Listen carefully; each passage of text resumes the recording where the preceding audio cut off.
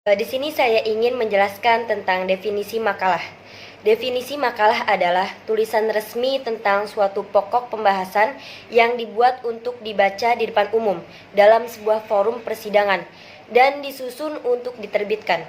Bila makalah dibuat oleh mahasiswa, umumnya bertujuan sebagai laporan hasil pelaksanaan tugas perguruan tinggi guna mendapatkan nilai dan umumnya menjadi bagian dari tugas akhir.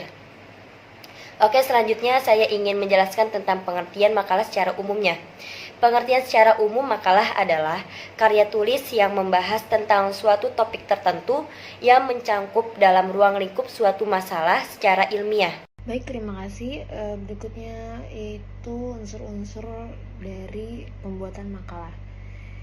Yang pertama adalah sebuah persiapan makalah yang baik mengandung unsur-unsur yang meliputi: satu, data yang digunakan memiliki validitas yang tinggi dan analisis serta interpretasinya harus objektif. Yang kedua, makalah harus mampu menunjukkan kejujuran ilmiah si penulisnya. Ketiga, penulis makalah juga harus menyatakan dengan jelas sumber data dan pendapat yang digunakan dalam makalah. Ini biasanya bisa kita letakkan pada bab daftar pustaka, yaitu di bab penutup. Keempat, yaitu makalah ini harus menggunakan bahasa yang jelas, singkat, sederhana, dan komprehensif. Kelima, makalah harus teratur dan lengkap. Makalah yang harus teratur dan lengkap ini mencerminkan juga dari bagaimana kita mencari referensi dan meletak. Oke, pembahasan selanjutnya yaitu khutwatu likitabatil waraqah. Yang pertama tahdidu mawdu'ul munaqashah, yang kedua tahdidu unwanul waraqah, yang ketiga ijma'ul mawad al-marji'iyah, yang terakhir uktub al-awraq bisyakli manhaji, dan yang terakhir itu tahrirul waraqah. Assalamualaikum warahmatullahi wabarakatuh. Baik, sini saya akan melakukan presentasi yaitu jenis-jenis makalah. 1. Makalah ilmiah. Makalah ilmiah merupakan sebuah makalah yang membahas suatu permasalahan dari hasil studi ilmiah. Isi dari makalah jenis ini tidak boleh semata-mata berdasarkan pendapat atau opini yang bersifat subjektif. 2. Makalah kerja. Makalah jenis ini diperoleh dari hasil sebuah penelitian berbeda dengan makalah ilmiah.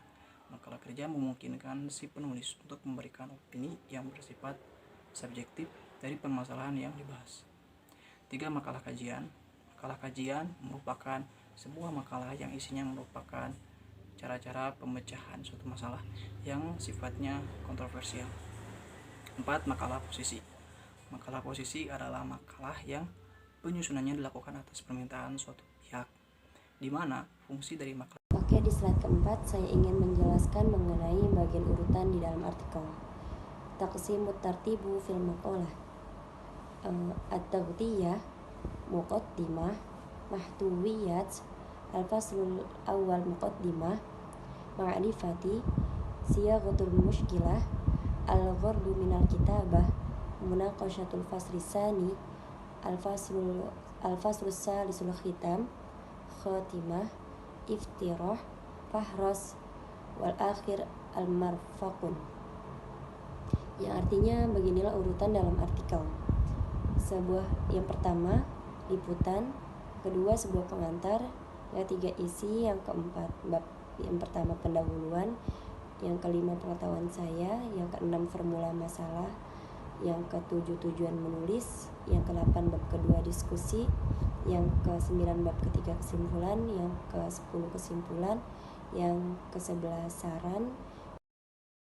Wa firqatul akhir istintaju majmu'atina wa an tajma'al waraqah wa ihda turuqut ta'allumil asasiyah allati yajibu an ya'rifahal kasiru minan nas wa min fuadi tajmi'ul waraqatil bahsiyah. Yumkinuna an nata'allama fahmul masyakilul mawjudah wa ijadul hululi. Yumkinu an tafattahal aqlu li fahmi mushkilah. Yumkinuhum tabiqul afkar awil ma'rifatil lati tamma ta'limuha li halal mushkilati fi hadzal majal. Kesimpulan dari kelompok kami adalah bahwa menyusun makalah adalah salah satu metode pembelajaran utama yang harus diketahui banyak orang. Dan salah satu manfaat menyusun makalah penelitian adalah kita bisa